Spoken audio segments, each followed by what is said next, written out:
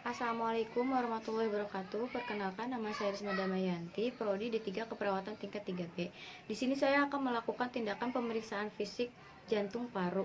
Pemeriksaan fisik jantung paru adalah pemeriksaan non-invasif yang dilakukan untuk mengetahui keadaan jantung dan paru melalui pemeriksaan fisik yang terdiri dari infeksi, palpasi, perkusi, dan auskultasi. Tujuannya yaitu pemeriksaan ini dilakukan untuk mengetahui kondisi fisik jantung paru.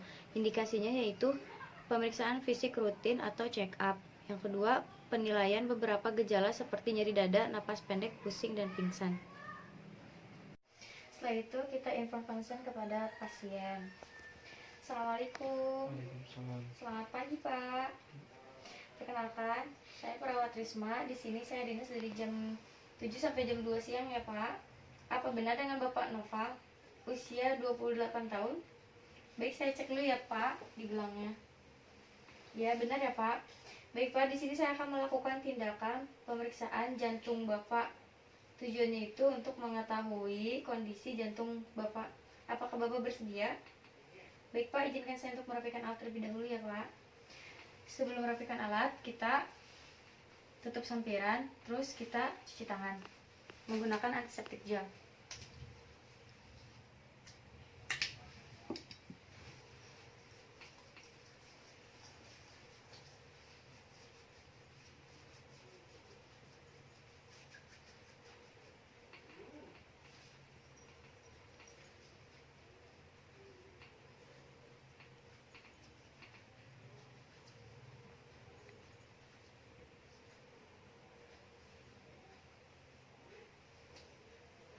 Setelah itu kita rapikan alat. Di sini alatnya itu ada stetoskop, ada handscoon, ada antiseptik gel, sama ada pulpen. Kita dekatkan alat ya. Setelah itu kita pakai handscoon.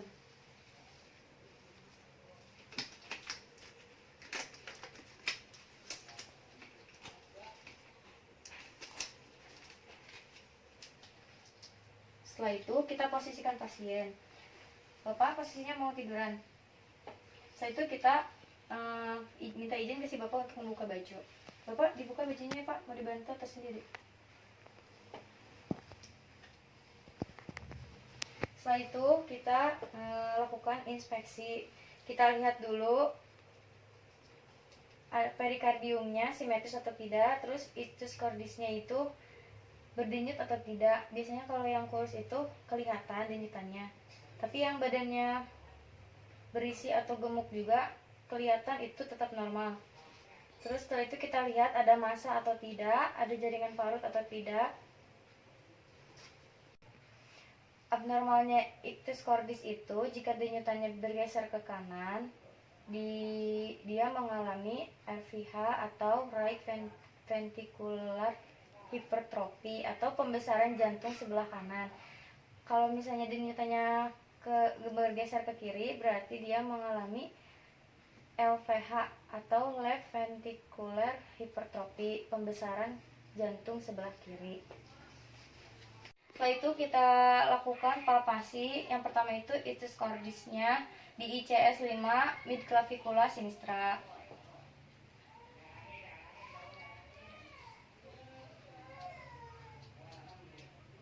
Di bawah putih. Kita palpasi ada denyutan atau tidak, kuat atau tidak. Terus setelah itu kita raba possessus pseudodeusnya ya di bawah sternum. Ada denyutan atau tidak? Jika berdenyut, pasien mengalami RVH. Lalu kita pulsus epigastrium di bawah PX. Kita rasakan ada denyutan atau tidak? Tidak ada ya, normal. Lalu kita lakukan pulsus parasternal, yaitu di ICS 2 kiri, ICS 3 kiri, dan ICS 4 kiri menggunakan jari ke 2 di ICS 2 kiri, jari ketiga di ICS 3 kiri, jari keempat di ICS 4 kiri.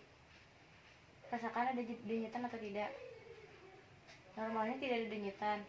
Lalu kita lakukan trial atau getaran pada jantung. Normalnya tidak ada getaran. Setelah itu kita lakukan perkusi. Sebelum perkusi kita cari dulu batas-batas jantung menggunakan pulpen. Batas jantung kanan atas itu ada di ICS 2, parasternalis dextra, di pinggir sternum.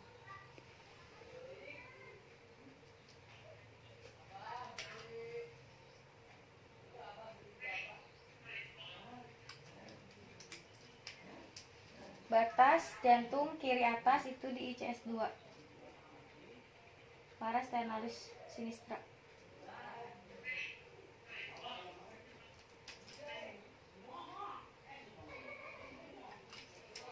Batas jantung kanan bawah itu ada di ICS 4.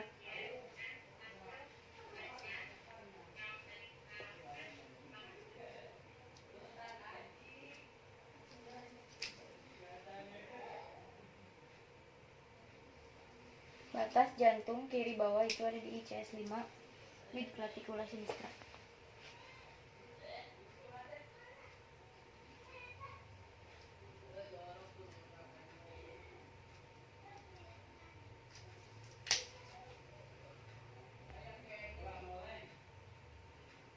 Setelah itu kita garis.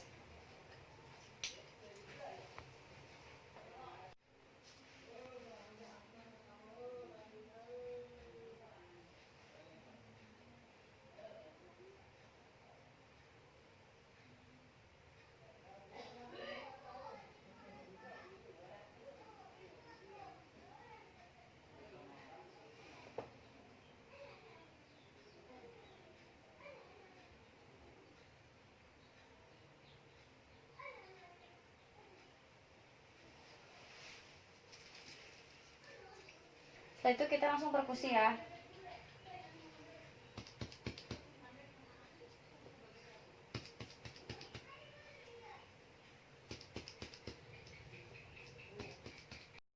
Setelah itu kita buka sampiran, terus kita cuci tangan.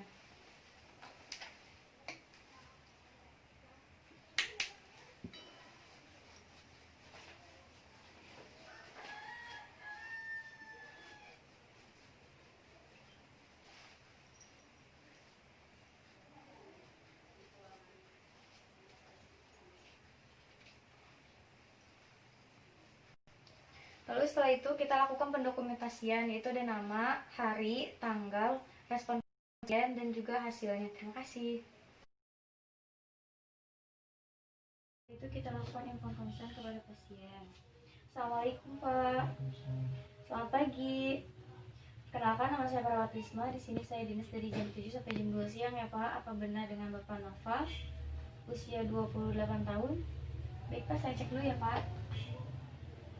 Iya Pak, benar. Baik Pak, di sini saya akan melakukan tindakan pemeriksaan fisik pada paru-paru Bapak. Tujuannya itu untuk mengetahui kondisi paru-paru Bapak. Apakah Bapak bersedia? Baik, jika bersedia saya izin untuk merapikan alat terlebih dahulu ya Pak. Sebelum merapikan alat, kita tutup sampiran, terus kita cuci tangan pakai antiseptik gel.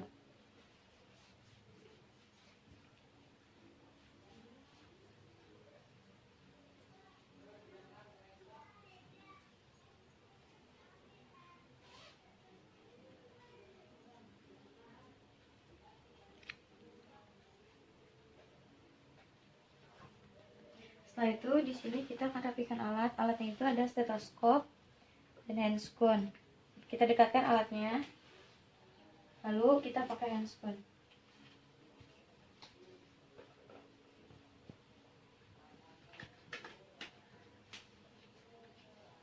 Setelah itu kita posisikan pasien. Bapak tangannya gini ya Pak. Bapak dibuka bajunya ya Pak ya. Maaf ya Pak. Setelah itu kita inspeksi dadanya. Kita lihat simetris atau tidak, terjadi pembengkakan atau tidak, adanya fraktur atau tidak, adanya massa atau tidak, adanya jejas atau tidak. Lalu kita lihat perkembangan paru-parunya simetris atau tidak. Adapun macam-macam bentuk dada, yaitu ada file chest, ada dada corong, ada dada burung. Setelah itu kita lakukan palpasi, tujuannya itu untuk membandingkan paru-paru kanan dan paru-paru kiri menggunakan vocal parameters. Bapak ikut saya, Pak. 99 77. Jika getarannya sama, berarti paru-parunya itu sudah tersuplai udara. Jika tidak sama, paru-parunya itu tidak tersuplai udara. Sekarang ditekan ya, Pak. Sakit gak? Sakit gak? Tidak ya, Pak ya. Kita lakukan perkusi, tujuannya itu untuk mengetahui kekuatannya sama atau tidak. Dimulai dari ICS 1 di bawah klavikula. ICS 1 mid clavicula dextra. ICS 1 mid clavicula sinistra. ICS 2 mid clavicula dextra. ICS 2 mid clavicula sinistra. ICS 3 mid clavicula dextra. ICS 3 mid clavicula sinistra.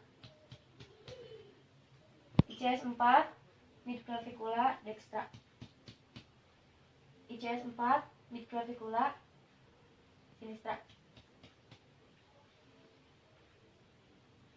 ICS 5 mid clavicula dextra. ICS 5 mid clavicula sinistra. Di sini suaranya itu redup karena ada jantung. ICS 6 mid clavicula dextra. ICS 6 mid clavicula sinistra. Normalnya itu resonan atau sonor atau nyaring. Di ICS 4 itu bukan hanya di mid clavicula, tapi di ICS 4 mid axillaris juga, kanan dan kiri.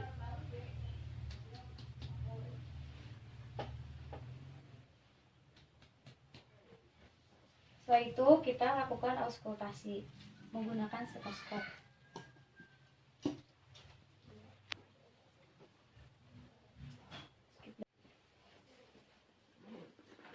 Setelah itu kita lakukan auskultasi dari ICS 1 mid clavicula dextra. Normalnya itu vesikuler. Terus ICS 1 mid clavicula sinistra. Terus di ICS 2 mid clavicula dextra. Di ICS 2 mid clavicula sinistra. Terus di ICS 3 mid clavicula dextra. Terus ICS 3 mid clavicula sinistra. ICS 4 mid clavicula dextra. ICS 4 mid clavicula sinistra. Dikaji adanya stridor atau wheezing atau tidak. Setelah itu lepas stetoskop. Itu kita atur posisi pasien untuk duduk-duduk dulu ya, Pak ya, karena saya akan memeriksa bagian belakangnya ya, Pak. Maaf ya, Pak. Di sini tuh kita lihat dada belakangnya itu. Di sini kita lihat punggungnya ada jejas atau enggak, terus ada massa atau enggak, ada luka atau enggak. Terus kita lihat juga simetris atau enggak. Kita palpasi ada nyertakan atau enggak. Sakit gak, Pak? Sakit gak? Sakit gak? Sakit gak? Sambil kita palpasi juga ada kelainan atau tidak.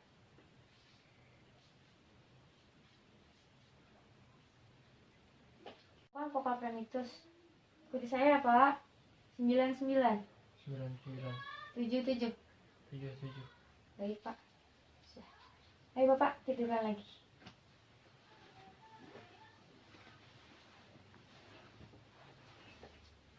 Setelah itu kita rapikan alat dan bukain spoon.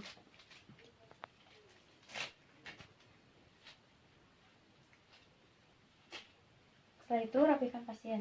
Maaf ya Pak. Setelah itu kita bilang kalau tindakan kita sudah selesai. Baik Pak, saya sudah melakukan tindakan pemeriksaan fisik pada paru-paru Bapak ya. Hasilnya itu normal ya Pak. Apakah ada yang ditanyakan? Jika ada, bisa Bapak pencet tombol di samping Bapak ya Pak. Saya izin ke ruangan ya Pak. Terima kasih atas kerjasamanya. Setelah itu kita buka sampiran, terus kita cuci tangan.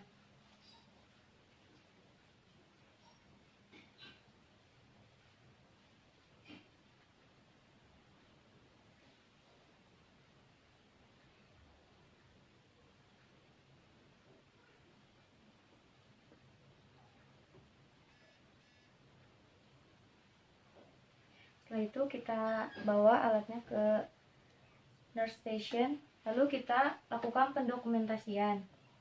Yang pertama itu ada nama, hari, tanggal, respon pasien, dan hasil dari pemeriksaan. Terima kasih.